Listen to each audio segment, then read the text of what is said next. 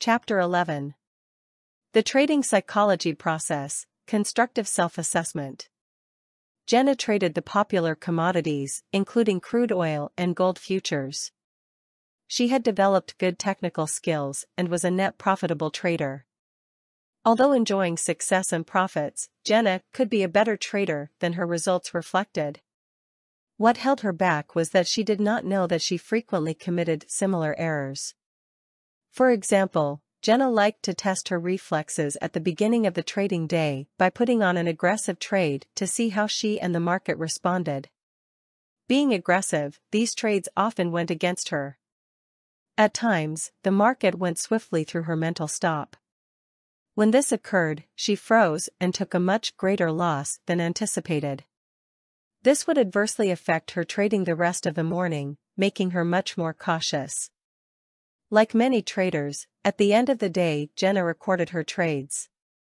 She never made more than a cursory review of her trades or her performance for that day, however. Therefore, she was blind to the fact that she was making the same errors over and over again. Not only was she committing trading errors described above, she was also committing an error with respect to process. What was missing in Jenna's process was constructive self-assessment. Without this critical procedure, which includes a review of her trading performance, she kept herself in the dark. She didn't realize she was making the same errors. Without knowing why, Jenna was stuck and unable to move her trading to the next level. Constructive self-assessment is a critical step in the trading process, which occurs in the after time frame of Charlie Marr's human performance framework we have been discussing in the last 2 chapters. It is after trading has concluded that we evaluate our trading performance and our trades. As we discussed earlier, trading is a performance-based activity. To get good at trading, traders need to engage in a trading process that includes an assessment component to promote personal development and continuous improvement. However, such a trading process has not previously been defined, and there are no systematic guidelines for traders to follow. Most traders are left to themselves to find ways to learn and improve their trading performance. Unlike athletes who work closely with coaches, or corporate execs and other professionals who enjoy mentorships and developmental training, the majority of traders do not receive structured guidance. Most have no trainers, mentors, or coaches. Traders are left on their own to coach themselves. This is one compelling reason why a trader's process should include self-assessment. To achieve excellence and mastery in trading, traders not only need to systematically review and evaluate their performance and trading results, they also need to conduct those reviews in an honest and objective manner. Constructive self-assessment grounds traders in enacting focused, truthful, and open-minded reviews about how they traded and performed. Constructive self-assessment also encompasses the key mental skills traders need to help keep themselves on an upward path of self-improvement and self-development. It is not easy, however, for everyone to conduct an honest, open-minded self-assessment. Our natural inclinations can work against us when it comes to honest self-assessment. As human beings, we like to see ourselves in a favorable light.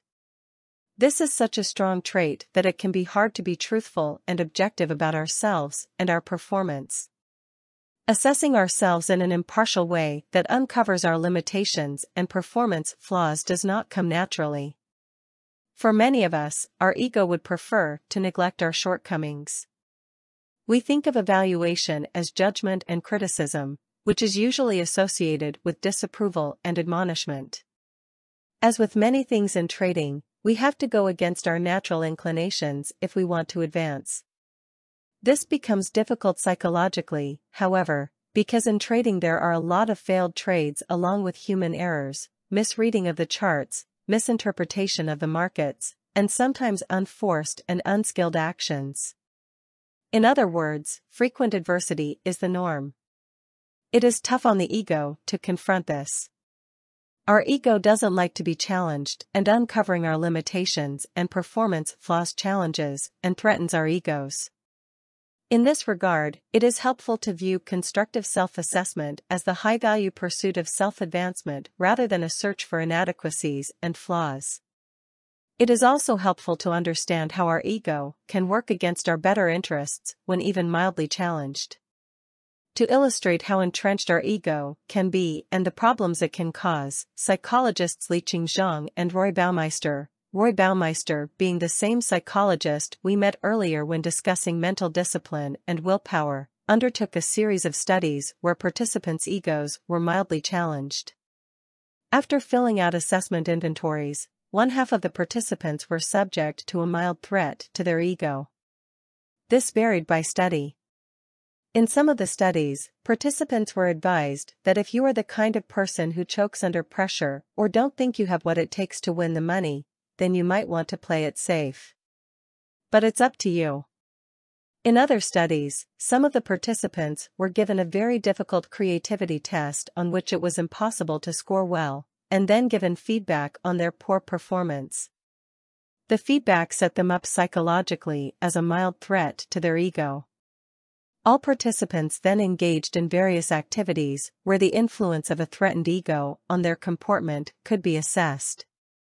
These activities included investing, puzzle completion, and auction bidding. Zhang and Baumeister found that when people's egos were threatened, they became consistently entangled in losing endeavors. When people felt their self-image was in jeopardy, their decision-making took a distinct turn for the worse and their performance as well as their outcomes suffered. When the researchers suggested to some persons that they might choke under pressure, those participants invested and lost greater amounts of money compared to participants who were not told they might choke. Those who were given negative feedback on a creativity test subsequently spent and lost more money in an auction, bidding significantly more than the actual value of items, indicating that an irrelevant ego threat, results on a creativity test have nothing to do with skillful bidding in an auction, engages the ego in an all-out effort to win as a way to soothe a wounded self-image, despite negative consequences. Entrapment occurred for activities based on luck and chance, skill and ability, and interpersonal competition. Gender, personality traits, and mood states had little bearing on whether or not people felt their sense of self was threatened and their performances compromised. Those in the study who did not have their ego mildly challenged showed the opposite. They performed well. The egoistic drive to protect our favorable view of ourselves can be so great that we can go well beyond avoiding a hard look at the poor decisions that we made. There is substantial research showing that people whose decisions turn sour tend to commit more resources to the failing endeavor. This is known as escalation of a losing commitment. Throwing good money after bad can be seen in the trader who takes a long position in a market, sees the market go against her trade, and begins to average down the trade's basis by adding additional capital at lower prices. Each additional commitment extends the risk. The decision to add to the losing trade is made not because the trade is a good one, it's underwater, but for other reasons. These reasons are primarily psychological, and there are several to consider, according to Teresa Kelly and Catherine Milkman at the University of Pennsylvania's Wharton School. Escalating one's commitment in the face of a failing trade can occur because the trader attempts to avoid a loss. This is a behavioral expression of loss aversion, which we discussed in Chapter 2. It can also occur due to confirmation bias.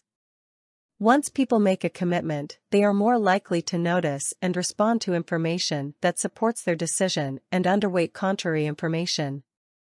In the case of averaging down a losing trade, a trader may discount the fact that the market has fallen and at the same time be convinced that the market remains bullish because it hasn't fallen too far.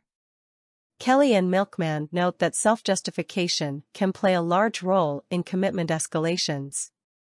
A trade that is failing can be hard to acknowledge when there is a strong desire on the part of the trader to see herself as skilled and competent. It creates an internal conflict between what is believed about the self and what is represented by the trader's behavior. A failing trade conflicts with one's identity as a skillful trader. One way to remove this conflict is to add to the failing trade, convinced that once it turns around, it will prove the original trade idea was valid and the trader competent and skillful. Being right is more important than being objective. This is also true in impression management, another psychological need that interferes with sound trading performance. When a trader feels the need to maintain a favorable impression with peers while in a losing trade, she may escalate her trade commitment as a way to justify the trade and circumvent any doubts others may have about her. Traders become especially vulnerable to impression management in online chat rooms, trading forums, and trading in a public setting. There has been more than one trading educator taking live trades before an audience that have resulted in averaging down, significant overcommitment, and substantial losses due to the need to manage one's impression on others in an attempt to protect the ego, rather than execute sound trade management. It is difficult for us to set aside our ego, but we must if we are going to create the mental space within which we can address our shortcomings and maximize our trading skills and abilities. The trader's objective is to make money, and this is best done by following a process in a rational, mindful way that leads to actions that are performed in the interest of the trade. By now, readers know, however, that a trader's choices can be strikingly influenced by other, less rational motives. This includes actions taken not in the service of trades, but to defend one's ego and one's self-esteem. Avoiding a review of one's trading performance and trade results may be a choice made to protect one's ego. Traders need to develop the ability to defuse from their egos, to improve their trading results, and to stimulate personal growth. Engaging in the process of constructive self-assessment and reviewing one's performance is an excellent way to start. We will discuss the high-value mental skills that are a part of constructive self-assessment, including self-esteem, personal accountability, perseverance, and continuous improvement. Self-esteem. Self-esteem is an important mental domain within the context of constructive self-assessment.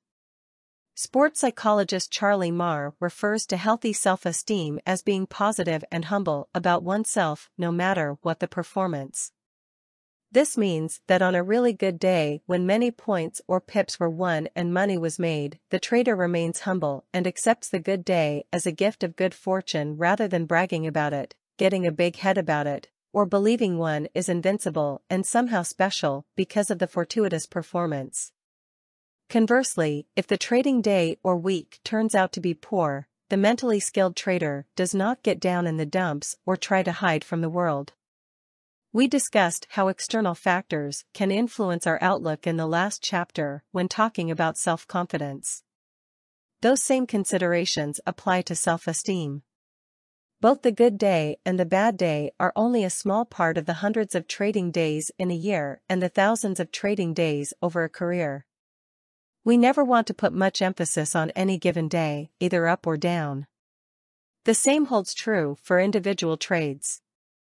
A day trader may make an average of 3 trades a day. Many will make more than this and some less, but for this discussion we will assume 3 trades per day. With approximately 250 trading days a year, the day trader in this example is making about 750 trades over the course of a year's worth of trading. One trade out of 750 has little significance. It has even less significance when viewed against the 22,500 trades one makes during a 30-year career averaging 3 trades a day. If you hang your self-worth on any given trade or any given trading day, you are in psychological trouble. You have lost perspective. The numbers help you see this. Traders run the risk of self-disapproval and even self-scorn when they fail to pay attention to self-esteem. For many, the self-critic enthusiastically emerges when we lose perspective on losing trades and trading days that are less than optimal. We might hear our internal critic say things like "You'll never be a good trader" or "How stupid can you be? You ought to just give up trading." It becomes easy to fuse with what the self-critic is saying in our heads. We feel bad and believe it wholeheartedly. The self-critic can dish out quite toxic commentary that we would never think of saying to another person, yet we buy into it hook, line, and sinker. This, of course, is fusion. We uncritically consent to the negative evaluations and condemnations. Such unbridled criticisms make us feel worse and send our self-esteem plummeting deep into the abyss when we fuse with them. As we have talked about throughout this book, the bad feelings and toxic mental chatter encourage us to then avoid acting upon what is important to us because we fear that approaching what is important will cause further discomfort. We may, for example, stop assessing what might have caused the losing day because we already feel down and want to avoid feeling worse. Not facing the situation, however, does us a great disservice. We can't learn from mistakes if we are unwilling to confront them. When we are assessing our trades and trading performance, it is best to pay less attention to the results and much more to the process involved in the decisions made. Evaluate your process. Did you make sound decisions fitting the trading situation? Did you behave as you want to behave as a trader, or were you making careless or emotion-driven decisions intended to relieve yourself of some unpleasant feeling or distressing thought? Addressing these key questions about your decision-making and the trading process you followed will be of far greater value than hiding from your results or getting down on yourself because of your results. Attitudes. There are certain attitudes, skills, and abilities that traders can adopt that are conducive to developing and maintaining positive self-esteem and that also assist the trader in his or her ability to adhere to the trading performance process of high-quality preparation, effective execution, and constructive self-assessment. One of these attitudes is a respect for the market and for trading. The markets represent an extraordinary opportunity for financial independence and self-expression. A person can be his or her own master in trading. It is really a wonderful thing when you think about it. Possessing a genuine respect for the markets and trading and the tremendous opportunities they provide is a beneficial attitude for the trader to adopt. Sometimes, traders become upset at the market and its participants. They may feel that the market had turned against them or that the so-called smart money took their trade away by hitting their stop. They make it personal. They may blame the market for a loss and reprove the market for not trading well. This is faulty thinking. The market isn't concerned with individual traders. The market is unaware of you as a participant making trades. Blaming the market and the smart money is like shouting at the wall. It can't hear you and won't offer any response no matter how much you scream and yell. Traders committing this basic error in thinking are putting themselves above the market. It is subtle, but this is an action of the ego. The market is wrong, or others are to blame, not me. Blaming the market or the smart money may make the ego feel better, but you actually disrespect your true interests because in the act of assuaging the ego, an opportunity to learn is surrendered. In this regard, your ego is keeping you from becoming a better trader. Respect the market for what it is and avoid the side street of blame. It's a dead end. Being humble about your trading is another mental virtue that will help promote as well as reflect self-esteem. There will be good days and not so good days, and once in a while a very good day and a very bad day. We want to be humble about our role and place within the larger context of the market and trading. No one dominates the markets. This includes hedge funds and larger players, least of all the smaller traders. We want to be humble about our successes and feel humility about it all.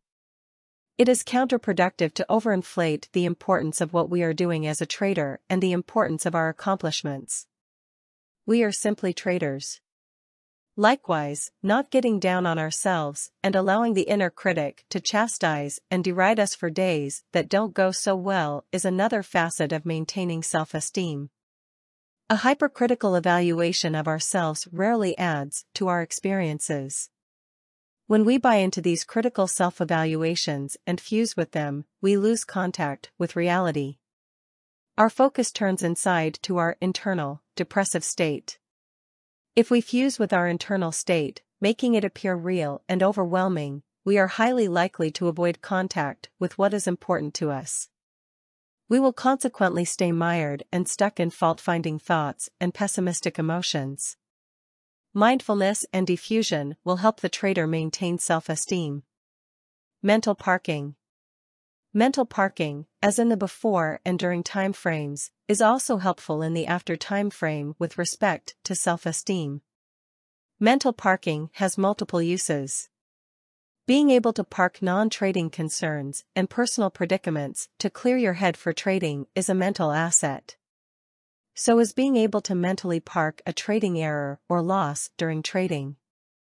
We want to park the loss or error until after the trading is over. We can then make an assessment with fresh eyes in a calm and objective manner with the aim of expanding our knowledge, skills, and abilities. Mental parking also directly adds to our self-esteem. If we do have an error while trading and we mentally park it for review after trading is over, how will we feel about ourselves? We should feel good that we have been able to do this and not become distracted by the mistake. Our self-esteem will rise from this action. This is in direct contrast to the effect on our esteem should we continue to fuss about the error, become distracted, miss or misread other trading opportunities, make additional mistakes, and spiral downward psychologically. Being able to mentally park a loss or error is not an easy task. If you are finding it difficult, you may want to make it part of your daily mission. Here is an example from Emily, an active Forex day trader. I know trading is difficult. There is a lot to know about the market, how to manage trades, and how to deal with what goes on inside my head. It's not easy, but then, it probably shouldn't be for what you can accomplish. If it were easy, everyone can do it, right? I knew I had to be different. I had to think differently about my approach to the mental side of trading.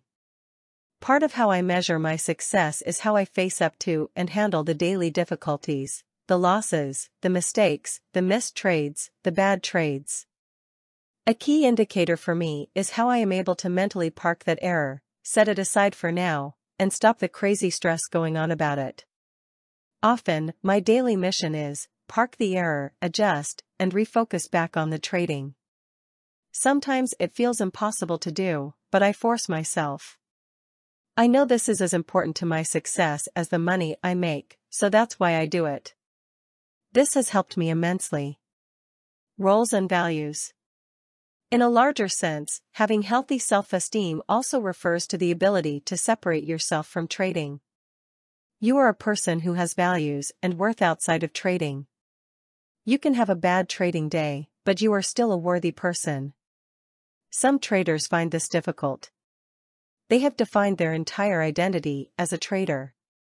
When they aren't successful, it hurts. Their self-esteem sinks. Your roles, your values, and what's important to you outside of trading will help serve as protective factors for you when trading falls short of expectations. You may be a spouse, a partner, a fiancé, a mother, father, friend and confidant, sibling, child, teacher, employer, employee, community member, and more. You have all kinds of roles above and beyond trading. You are not just defined by your role as a trader. As we discussed in Chapter 9 in Perspective, we want to be able to park non-trading, related concerns when we enter our trading room and sit down to our trading desk and take on the role of the trader. Likewise, we park our trading when we are outside of trading and are involved in the other important roles of our life. If we place all of our eggs into the basket of being a trader and trading is not going so well, then where will our self-esteem be? You are a trader, but you should also keep in mind that away from the trading desk, you have other roles. You get feedback, identity, and sustenance from your other roles, not just from trading. You might, for example, have had a tough day trading. You might have missed the big move on that day and tried a couple of trades that didn't work out. You feel a bit down and frustrated. That's understandable. But there is no need to let this bleed over into the rest of your life. When you help your child work through a challenge she is facing later that day, you are acting as a parent. You have parked the trading day where it belongs and turn your full attention to another value, helping develop and nurture your child and being a good parent. If you fail to park your trading, the rest of your life can suffer as a result. Moreover, if all you do is focus on trading, you are shutting out other aspects of your life that give you richness, meaning, and vitality. Having and knowing the other roles in your life along with being clear on your values and what is important to you in those various roles helps keep the role of trading in perspective and our self-esteem in balance. As mentioned earlier, before his death, Stephen Covey wrote worthwhile material on roles and values and how to organize yourself around them for a meaningful life. You are encouraged to consult his books. Finding opportunity. Part of self-esteem also has to do with how you evaluate yourself. We have already noted that allowing the inner critic free rein is usually not a good idea. Yet we do need to evaluate our trading performance. This has to do with evaluating ourselves accurately, not punitively and hypocritically. We certainly need to be open to the reality of what is happening in our trading and accept feedback. The market will give us feedback, and it is critical that we be willing to accept the feedback. In this regard, it is also useful to adopt the attitude of finding opportunity in the feedback you get from mistakes and losses. Paradoxically, this is precisely where self-esteem can be enhanced. When confronted by adversity, find opportunity. When a mistake is made and you recognize it, you now have something to work with. You should be excited about this. Heretofore, you weren't aware of your limitation. By making the mistake and acknowledging it, you can now address it. If you do this correctly, you can turn a mistake into an asset. You have identified a developmental need. You prepare a plan of action centered around a SMART goal, execute it, monitor and adjust for new information, repeat your execution and evaluation as needed. In this way, you develop new knowledge, skills, and abilities and turn them into a new strength. With proper effort, you will come to own the limitation. Self-esteem will rise when you follow this vital process. In trading, opportunities for personal growth come from the adversity we face and the mistakes we make. It is exactly why this trading psychology process of preparation/execution/self-assessment provides traders with such a powerful edge. Benefits of self-esteem. A few last words about self-esteem. Roy Baumeister has done a substantial amount of research on self-esteem. He and his colleagues have found that the correlation between self-esteem and performance is rather modest, and that high self-esteem probably doesn't lead to strong performance. In most cases, it is the opposite. Strong performance promotes high self-esteem, but not vice versa. In other words, high self-esteem does not lead to good trading performance. Trading success boosts self-esteem. That is why in this book I have not focused on methods and techniques to boost self-esteem. We have, instead, continued to focus on skills and methods that will help improve your performance. Doing so will, in turn, promote self-esteem. There is significant value in possessing high self-esteem. Baumeister points out that high self-esteem is beneficial because it helps us to feel good. It feels good to believe we are a good person and a good trader. Low self-esteem is more likely to lead to depression and persistent sadness. Feeling down affects our abilities, not just in trading, but in the rest of our lives as well. High self-esteem is of obvious value in this regard. It also promotes long-term happiness. In addition to happiness, Baumeister's extensive research also found that self-esteem promotes initiative. Traders with high self-esteem are more likely to persevere when things become difficult. They are more likely to find ways around their current limitations and find solutions to their problems. Some of the research also shows that people with high self-esteem are more likely to bounce back after a failure compared to those with low self-esteem. These are important attributes for traders. We want to carefully attend to our self-esteem. Performance accountability. Performance accountability refers to the ability of a trader to track and use information about their trading performance. This includes both positive and negative performance information. By positive performance information, we mean trading performance that adheres to the trader's process of trading, that is, trading by his or her trading plan, applying sound money management practices, and also adhering to the before-during-after trading psychology process. Negative performance information refers to the trader's deviations from trading her plan, failing to apply money management procedures, and disengaging from the before-during-after trading psychology principles. Notice again that we are not looking at trading results as a primary performance indicator. It is especially important to understand that even though you may have made money and had positive results, your performance could still have fallen short. For example, money may have been won on a trade, but the trade was outside the scope of the trader's trading plan, or money management principles were violated because the trader oversized her position. We want to review all performance data, both the good and the not so good, and then learn from our performance. This is a critical part of our trading psychology process. It is the best way for traders to consistently improve their trading. Being able to consider what we did well and where we fell short in our trading requires that we have the capacity to accept responsibility for our trading performance results. We have already discussed the ego and how fusing with it can undermine our best interests. In the same vein, acknowledging responsibility for our trading performance can be a challenge for some traders. And yet, there is no one else upon whom the responsibility falls. Trading is different from some other professions, where decisions may be shared by a group of people. In corporations or other organizations, you can get others to be involved in important decisions so that you are not the only one taking on the responsibility. This is not the case in trading. In trading, it's just you.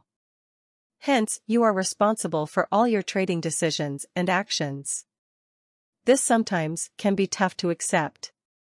As we discussed earlier, we are limited by our natural inclinations, and we likely view ourselves in a favorable light. In fact, research shows that we tend to view ourselves more positively than objectively.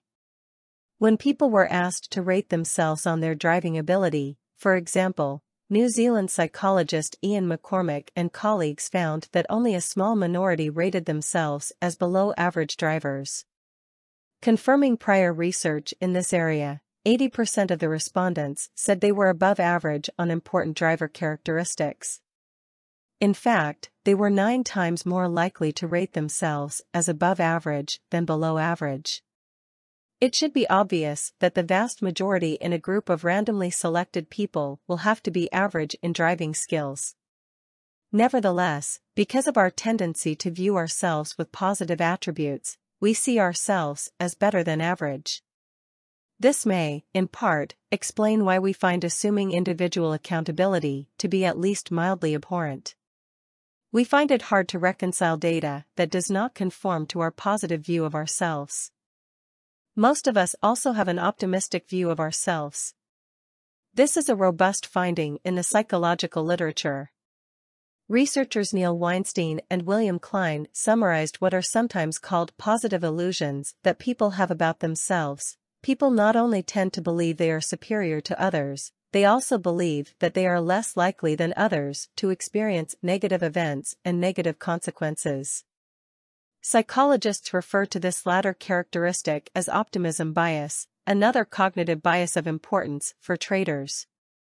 A cigarette smoker, for example, expresses optimism bias when he discounts the likelihood of contracting illness from tobacco use and avoids taking precautions to reduce his elevated risk. Traders with optimistic views of themselves and their situations can take on more risk than is wise in their trading. It can also cause us to avoid taking responsibility for our actions, especially wrong choices. When choices are made that don't work out, people will tend to disconnect from those choices by reducing or disregarding the negative consequences of their actions. They might disconnect by viewing the negative consequences as trivial or even flat out deny them. A trader may make an impulsive trade that turns into a loss, for example, and the loss is disregarded or minimized as unimportant. This is done as a way to save face. It also can be an unspoken reason not to review your trading at the end of the day and avoid performance accountability. People with low self-esteem were found to adopt such mental sleight of hand strategies by Rob Holland and his colleagues. Dr. Holland is a researcher of human behavior at Radboud University, Nijmegen, the Netherlands. He found that people with lower self-esteem will use external excuses to separate themselves from their actions when their action doesn't converge with how they view themselves. When a trader, for example, overconfidently views himself as skillful, but makes a poor trade and has a loss, he may overlook his part and place the blame on larger traders who engineered a move against him. The excuse helps him save face. His action remains justified and he maintains a favorable self-view. Unfortunately for this trader, by protecting his ego and not taking responsibility for the trade, he forgoes the opportunity to learn from the experience. Notably, Holland also found that people with higher self-esteem are less likely to employ self-justifying strategies because they experience less discomfort from threats to the self. This is another good reason to maintain self-esteem by using mindfulness and diffusion to be humble, remain on an even keel, and not let egoistic needs take over your trading. As we take responsibility in reviewing our trading, keep in mind that certain factors that can influence our trading results are outside of our control. These are things for which we are not responsible. We should note these as external factors that can have a varying effect on our trading performance. It is useful to note these factors because when we are able to recognize them in future trading, we can adjust our behavior accordingly. Although we can never have true control over these factors, there is one aspect that we can control, and that is how we respond to these external factors. The external factors we refer to include the market and how it is trading. We are unable to control whether a market will have good range and volatility or be dull and narrow. We are also unable to control whether or not price will reach a support area, or if it will push through or bounce off that support. We can control our response, however, to a dull day and exercise patience when price is trading just above support. We are unable to control news and how a market reacts to that news, and we are unable to control how far a market will run in a given direction, or whether it will run at all. Likewise, we are unable to direct the outcome of any given trade. Again, what we are in command of is how we respond to all of these external factors. It is our response in terms of our actions that we do have power over. There are a lot of specific factors that are within your direct control. These factors have a direct influence on our trading performance and can be clearly listed, observed, measured, and evaluated. A responsible trader will keep these factors in mind when reviewing and appraising her trading. Factors within your control include the quality of your preparation before you start trading, the caliber of your thoughts and feelings during trading, the actions you take or do not take, and how resourcefully you are using your trading performance review data. If you are a responsible trader, you would want your preparation to be high quality, complete in every way, and inclusive of new skills and abilities you are working on to improve your trading. As thoughts and feelings start to become distracting when trading, you want to bring mindfulness and mental parking skills to bear. This involves acknowledging unwanted thoughts and feelings, centering yourself mentally, mindfully turning your attention toward the things that are important for the trade and for you in your growth as a trader, and taking the appropriate high-value actions in the service of the trade.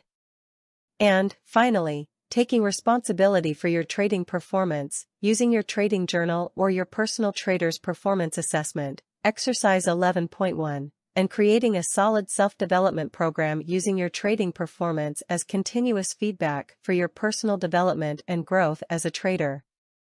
Exercise 11.1 provides a set of questions, which together form a personal trading performance assessment you can use to review and appraise your trading performance. It is based on a performance tool for athletes developed by Charlie Marr, which I have modified for traders. These are simple, key questions that get directly to the heart of trading performance.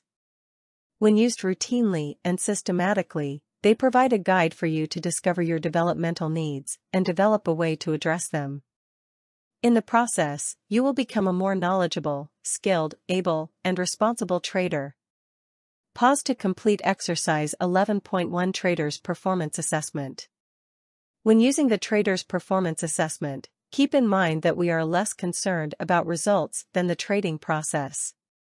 Making 3 winning trades in a row would not be considered a trading strength on its own, for example.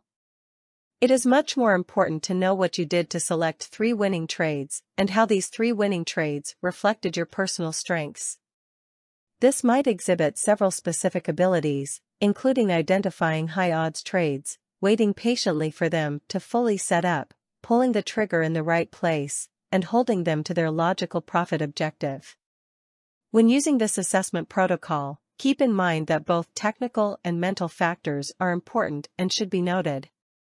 When identifying limitations, for example, you might recognize that, although your profit target on a long trade was higher, you closed the trade after it reached only 60% of its objective because you were fearful that price looked threatening. As you consider why this was a limitation, you might recognize both technical and mental limitations. Technical in that you were not reading the market well. The minor threatening price action you saw while in the trade was not evidence of strong supply hitting the market. Mentally in that trade you were anxious, worried about keeping profits you made, and feeling averse to giving any profits back. Thus, for this trade at least, you have learned that you need more work on both the mental and technical sides of trading when in a profitable trade that has more to run. Should you learn from multiple reviews like this over multiple days or weeks that this same issue keeps occurring across different trades, then you know you have a developmental need. You can now concentrate on the steps you need to take to effectively address this and begin to develop the knowledge, skills, and abilities to hold your trades to their profit targets. To help you understand how best to use the Trader's Performance Assessment, we will look at one of Ian's self-evaluations.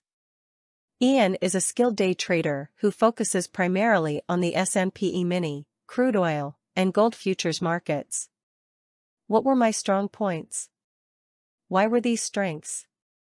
My strong points in today's trading included really good preparation the night before and good clarity in my mind and emotions. Because I identified strong support last night, I didn't hesitate in taking the first trade this morning. I was able to initiate trades in 2 markets, S&PS and crude oil, at almost the same time, as they were in sync today, which I anticipated in my preparation. Because the S&PS were expanding out of a narrow range from yesterday, I was prepared for trending conditions and able to re-enter 2 additional trades in the direction of the trend. What were my limitations? Why were they limitations? I want to be able to put on a core position when it becomes clear that the market is in a strong trend. Instead, today I made multiple trades, but all resulted in small profits. I am still reluctant to give profits back to the market and won't allow a trade room to pull back. What have I learned from this day's trading? I can identify early in the day when trending conditions are occurring. I was hesitant about this in the past, but I have worked on this as a developmental need and I now know exactly what to look for. I now have this defined. It has become a strength for me. I have also learned that I have a new developmental need with respect to trading trending conditions. If I can next develop in myself the skills and abilities to trade the trend by holding a core position throughout the day, I will further develop as a trader and improve my overall trading results. What steps can I take based on what I have learned today? Develop a SMART goal for keeping a core position during trend days. To do this, I will initiate a core position equivalent to 1/2 my normal position size as soon as I identify that conditions favor trending conditions. I will hold that 1/2 position through the end of the day. I can trade in and out of the trend on pullbacks, entries, and extension of swings, exits, but will strive to hold the core position. Because this will be mentally challenging, I will use deep breathing, mindfulness, and diffusion techniques while managing the trade. Since true trending conditions occur only 2 to 3 times a month, I will work on this for the next 6 months with an objective of holding a core position throughout the day on 70% of actual trend days. Ian has been using the trader's performance assessment in his personal development. Earlier, he used this tool to understand that he needed to be able to recognize early in the trading day when trending conditions were occurring. He knew that although they occur only a few days a month, trending days gave the trader the potential for outsized profits compared to all other days, and capturing them would add to his trading results. Although he learned to identify them, he has also been limited in his trading of trend days and not making the kind of profits available on these days. He has thus identified a developmental need and has created an action plan with a SMART goal to address this need. The approach recognizes that he will be challenged psychologically, and he has prudently incorporated mental skills into his plan. During the 6-month period, Ian will continue to assess his execution of this SMART goal by using the trader's performance assessment to evaluate strengths he is building as well as any barriers that arise as he works on his goal. This will give him the opportunity to make any necessary adjustments to his SMART goal that may be warranted. This way, Ian continues to work on his goal and to work on himself, assessing his progress, staying motivated, and developing valuable trading skills, including necessary mental skills, in the process. Once again, the reader should take careful note that Ian is working on his process of trading a trend day. He is not focused on his trading results. His goal does not target money or S&P points. Ian's goal is about his trading process, holding a core position and applying mental techniques to build the skills and abilities to trade a trending day. Ian is focused on process, not outcome, exactly as he should be. Perseverance. Perseverance refers to the trader's capacity to work tirelessly and purposefully toward goals and challenges, sustaining their interest and effort over long periods of time despite adversity and failures. Angela Duckworth, a University of Pennsylvania research psychologist and a 2013 MacArthur Fellowship recipient, calls this vital capacity grit. Duckworth's research has shown that perseverance, or grit, can be more important than talent, IQ, conscientiousness, and other factors commonly associated with success across a range of different endeavors and professions. Grit and perseverance involve sustained effort over long periods of time, what we might think of as stamina. It also involves concerted effort and an intensity of attention, along with the ability to commit to and follow through on important, specific, trading-relevant activities. Notably, the capacity of perseverance, as measured by Duckworth's grit scale, tends to increase over the lifespan, with older individuals having more grit than their younger counterparts. A trader working on her charts each evening to understand how trend changes occur, how the charts appear when trends are sustained, what choice trade setups look like, and the different, nuanced patterns of each, over many days, weeks, months, and years is an illustration of perseverance. Hard work is a virtue that is understood by most people. Nothing worthwhile comes easily, and the more effort you put into something, the more likely you will achieve it are familiar axioms in this regard. What may not be so familiar, according to Duckworth, is that it is far better to concentrate and focus one's efforts than it is to be constantly changing one's objectives. A person who changes jobs frequently from one kind of job or field to a vastly different other job repeatedly, for example, is less likely to achieve the same levels of success as the person who finds his niche and concentrates his efforts on developing skills in that area. Success comes from concentrating on one thing. In trading, this would mean, for example, knowing a trade setup deeply and intimately. It would include knowing deeply what market conditions favor that trade setup, what favorable price action looks like as the trade is setting up, how the indicators behave, and also how far it can run in varying market conditions and other considerations.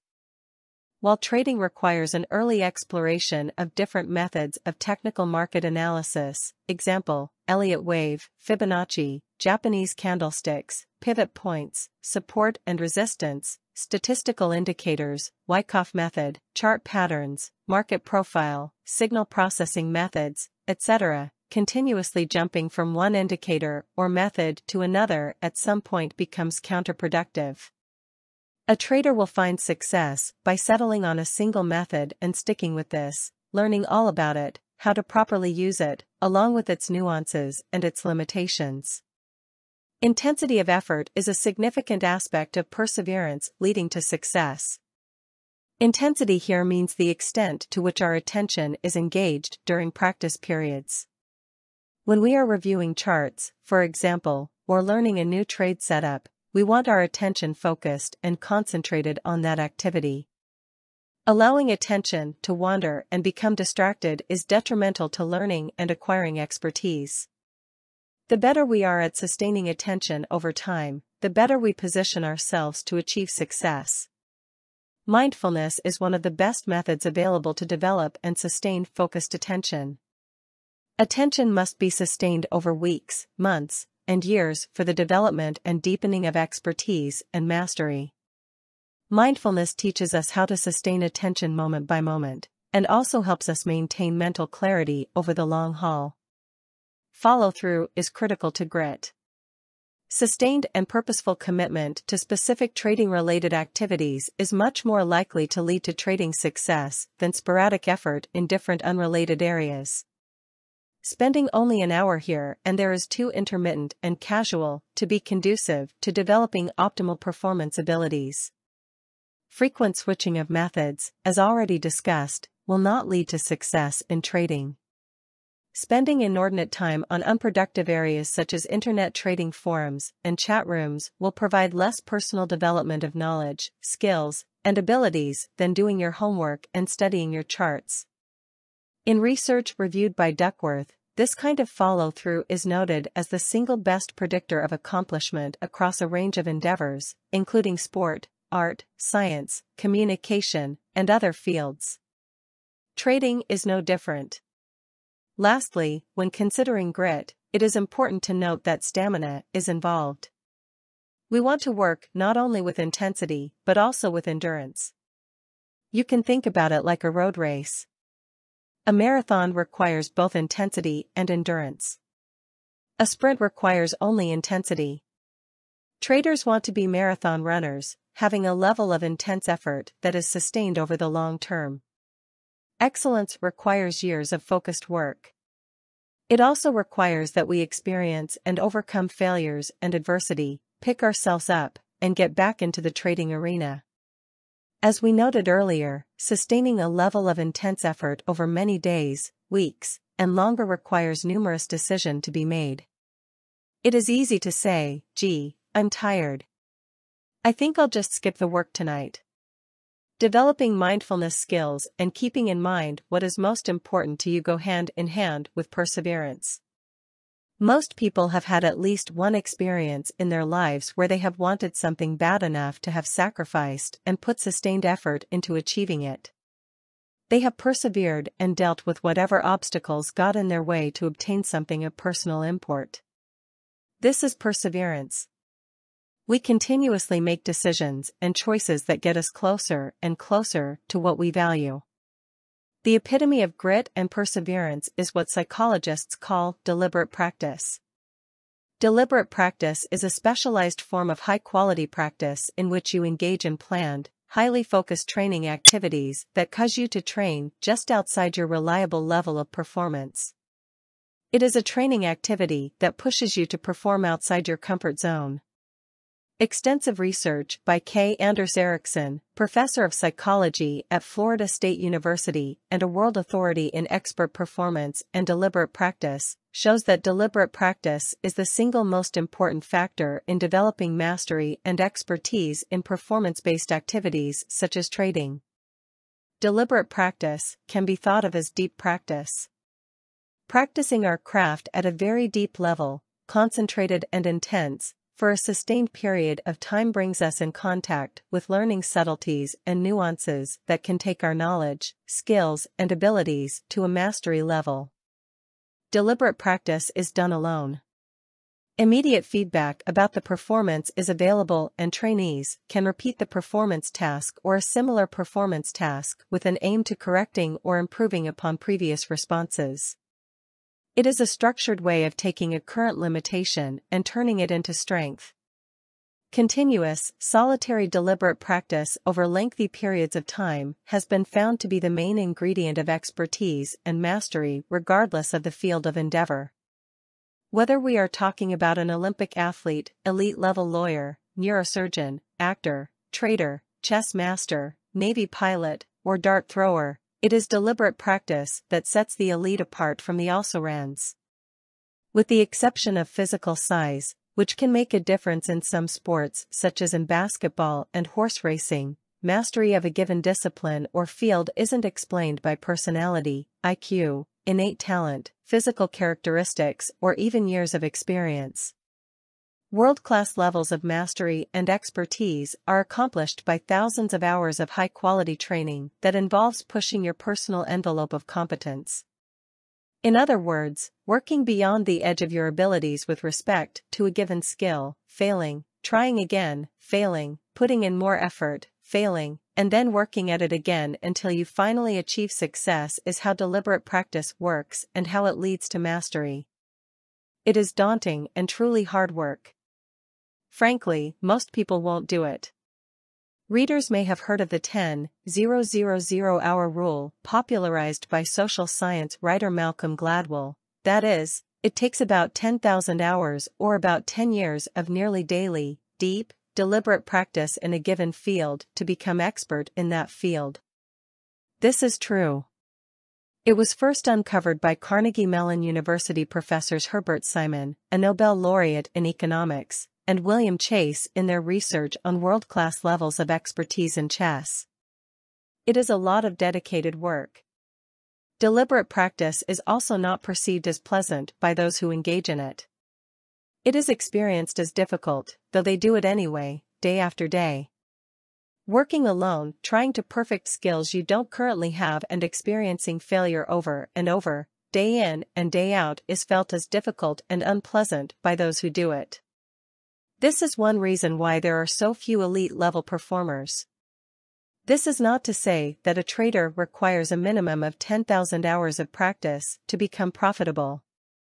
To operate on a world-class level requires that amount of work. Traders can develop a level of competence to profitably trade the market in less time. Competence can be profitable, though it is not at the level of elite.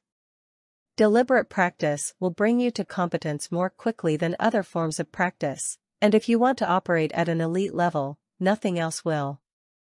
Nevertheless, compared to other ways of learning such as reading, attending webinars, seminars, and casually reviewing charts, deliberate practice is experienced as effortful and unpleasant. And this is where grit comes in. It turns out that people with the ability to persevere against difficult challenges are those with the grit to commit to unending hours of improving their performance. Those who have a real passion for trading, who can sustain their passion and not lose interest in it, and are not thwarted by setbacks, possess the grit needed to be successful in deliberate practice and, ultimately, trading. If you are like most traders, you have experienced trading as exceptionally difficult, more difficult than just about any other endeavor you have tried. It takes time to develop the knowledge, skills, and abilities to trade competently. But this is true for any worthy endeavor. It takes serious passion and dedicated effort to be good and an exceptional commitment to be great. Continuous improvement. Continuous improvement is what every trader would like, getting better every day. To get better requires a high level of commitment. It also involves a strong desire and dedication to learning to be the best trader you can be, not just today or tomorrow, but over the long term. In other words, it requires effort, and lots of it. A useful way to think about continuous improvement is to imagine that you have had a long and successful trading career, and you are now about to retire. You are ready to hang up your charts and entry platform and do things you've never had the time to do. The trading world is holding a testimonial dinner for you on Saturday night. All your peers and people you respect will be there. What would you like them to say about you as a trader over your years and decades of trading? We explained a similar exercise in Chapter 8, where you noted what a reporter might say about you and your trading. If you haven't done this exercise, it is useful to pause for a few minutes and jot down what comes to mind. What comes to your mind when you think about how you would like to be remembered for your trading? These are a set of your long-term objectives from which you can construct smart goals, work on, and actualize. These are the things you most value in the profession of trading and the things you most value in yourself as a trader. Do you want to be remembered for cutting winning trades short, for example? Probably not. Instead, you may want to be remembered for excellence in reading a chart, creating unique trade setups from your research, and demonstrating sound trading performance when executing and managing trades. Keep in mind that what you want to be remembered for is more than just money. Of course, you want to make money and provide a solid financial foundation for yourself, your family, and your loved ones. That's a given. But there are other things, too. At your retirement dinner, people may stand up and say things like, "Marcia was one heck of a chart reader. She could read almost any chart just by the price bars and volume. John had a great sense of trade management. He always had a target in mind, and once in a trade he would hold it to its target. Juan knew how to enter trades well, he rarely sat through pressure. He also knew when a trade wasn't working and was quick to cut it and get out before it could do damage." These and other things we value as a trader are the kinds of things we want to think about when we make a commitment to trading and to becoming the best trader we can be. When we are thinking about continuous improvement, it is helpful to consider the professional athlete. Even though they may have been in their sport for 10 or more years, and most, depending on the sport, will play their sport for 20 or more years, starting as a youth and retiring in their late 20s or early 30s, they get up early every day and put in several hours of practice. They get coached every day while in training. During their competitive season, they continue to practice and think about their sport, planning their strategies and maintaining their optimum level of fitness. They are constantly doing continuous improvement. In sport, continuous improvement is structured for the athlete. Whether they function as an individual athlete as in tennis or are part of a team such as in football or baseball, they are on a schedule. They are coached, work on their mental game with a sports psychologist, and have access to trainers, dietitians, and other supportive structures. Virtually everything the player does is about their sport, and it is all well organized for them. This is not the same for most traders. Those who work on a trading desk with a trading firm do have some structure and have training. But the vast majority of traders operate without external structure. We have to structure our own program of self-development if we want to truly achieve in trading. You can use this same before, during, after framework of high-quality preparation, effective execution, and constructive self-assessment to structure your continuous trading performance improvement. This means you are oriented to continuous learning about the markets and yourself, as well as your trading through study, journaling, personal research, seminars, mentorships, deliberate practice, and other forms to improve your trading knowledge, skills, and abilities. It also means you are committed to making adjustments in your preparation and your execution from what you learn in constructive self-assessment. Here is how you conduct constructive self-assessment. Use the trader's performance assessment to identify developmental needs. Once a developmental need has been identified and seen as something that, if changed into a strength, would add significantly to your trading performance, you begin planning for that change. Prepare for change in a high-quality manner by developing smart process goals to address your developmental needs. Although you may have multiple needs and multiple goals, it is best to focus on only one or two at a time. Concentration of effort is almost always a better approach. SMART goals are then implemented through effective execution. Progress is monitored through the procedures of constructive self-assessment and by applying the trader's performance assessment to your preparation and execution of the SMART goal. As you take action on your plan and effective execution, you gather more performance data, which you then evaluate in constructive self-assessment. This takes you once again into high-quality preparation where you adjust your plan and prepare for the next round of trading where you again implement your plan and then assess how you did. The cycle is repeated until you achieve the goals reflected in your developmental need and you have turned a limitation into a personal trading strength. To achieve excellence and mastery in trading, you need to be mindful throughout the process of high-quality preparation, effective execution, and constructive self-assessment. Engage mindfully and fully in the cycle of continuous improvement. As you work with this process of self-development and improvement over time, you will gain a sharper perspective on your trading psychology and your trading, embracing its probabilistic nature and the role it plays in your life. Your personal awareness of your strengths and limitations will expand and your motivation will improve. You will become better at mental discipline and have more self-confidence because you will be focusing on the things that lead to improvement and you will see improvement happening. You will develop a more balanced emotional intensity as you perform the tasks of trading, experiencing fewer emotional whipsaws and fewer emotional hijackings. You will have improved your focus and poise and be able to maintain your composure. Self-esteem will grow as you assume responsibility for your trading and you make the effort to practice it deliberatively. You will add significant value to your trading through continuous self-improvement.